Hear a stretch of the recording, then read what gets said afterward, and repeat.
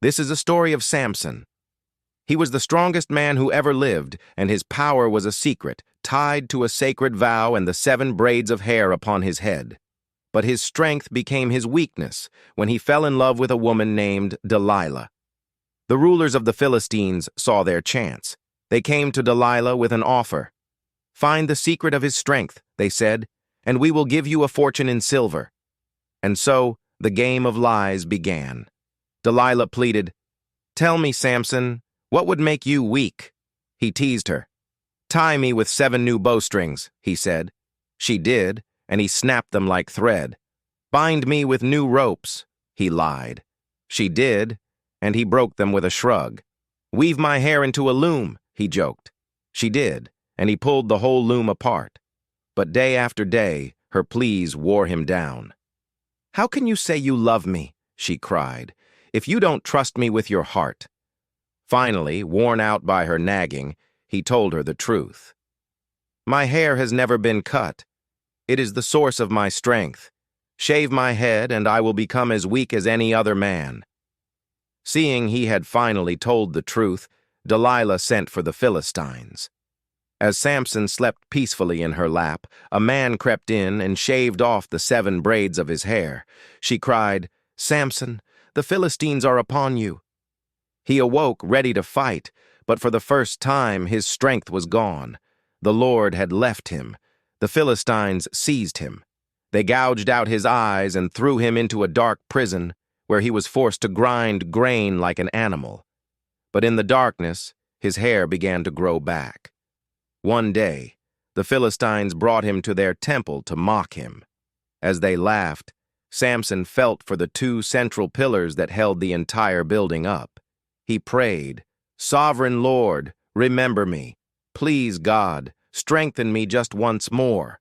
And with a final mighty push, he brought the entire temple down, defeating his enemies and fulfilling his destiny. The story of the woman with the issue of blood. For 12 long years she had suffered.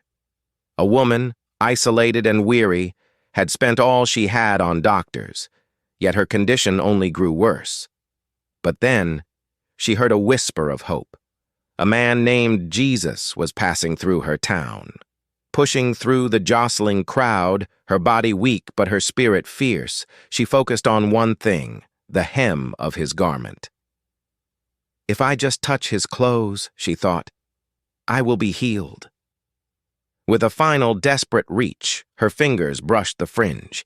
Instantly, the bleeding stopped. She felt in her body that she was made whole. But Jesus stopped. "Who touched me?"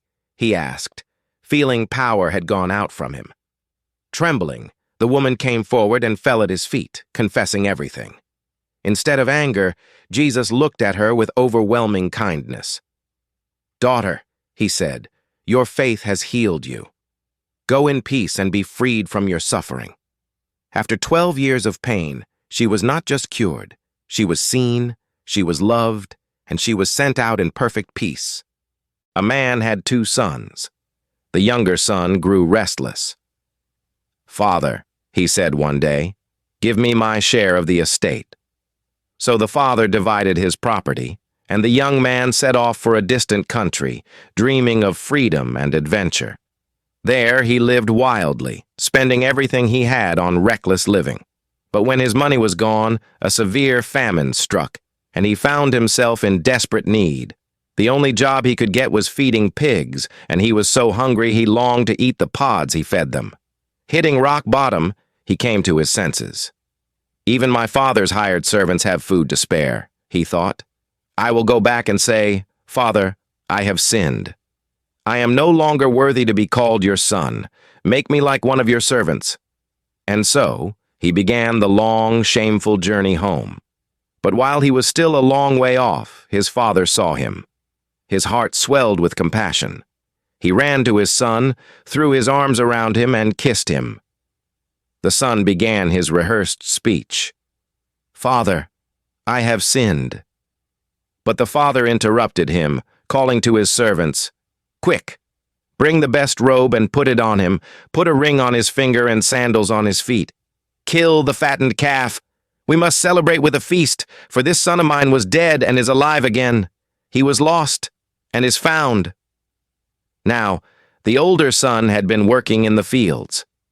As he approached the house, he heard the music and dancing. He asked a servant what was happening, and when he learned it was for his brother, he became angry and refused to go in. His father came out and pleaded with him.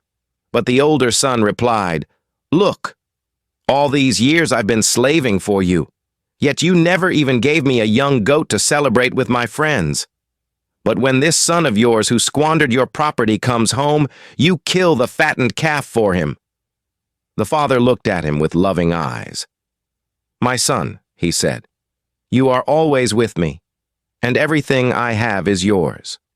But we had to celebrate and be glad, because this brother of yours was dead and is alive again. He was lost and is found."